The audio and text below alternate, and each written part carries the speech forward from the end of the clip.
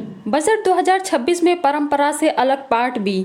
1 फरवरी यानी आज पेश होने वाला बजट केवल एक वित्तीय विवरण नहीं बल्कि भारतीय अर्थव्यवस्था के इतिहास में एक नया मील का पत्थर साबित होने वाला है। दरअसल पिछले 75 सालों के बजट के इतिहास में पहली बार एक ऐसी परंपरा टूटने जा रही है जिसने अब तक इसे अपनी एक पहचान दी है।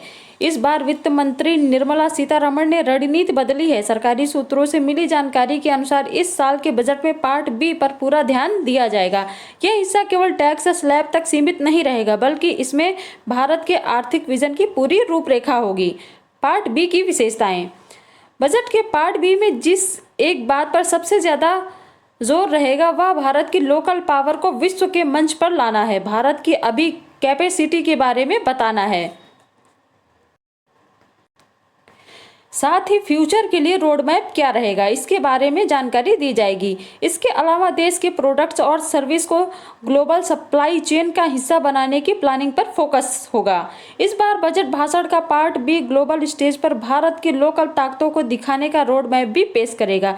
यह भारत की मौजूदा ताकतों और भविष्य की संभावनाओं को भी दिखाएगा। साथ ही इसमें शॉर्ट टर्म और लॉन्ग टर्म दोनों लक्ष्यों पर जोर दिया जाएगा।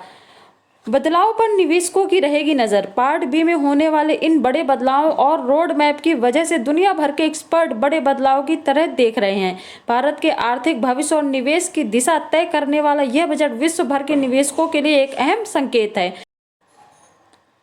वित्त मंत्री सीतारमण 1 फरवरी यानी आज 9वीं बार यूनियन बजट पेश करने जा रही है। पूरे देश की नजरें उन पर हैं और उम्मीद लिए करोड़ों टैक्स पेयर्स उनके बजट पढ़े जाने का इंतजार कर रहे हैं। यह दिन ऐसा होता है जब उद्योग जगत के साथ किसान, महिलाएं और युवाओं की नजरें उन पर होती हैं।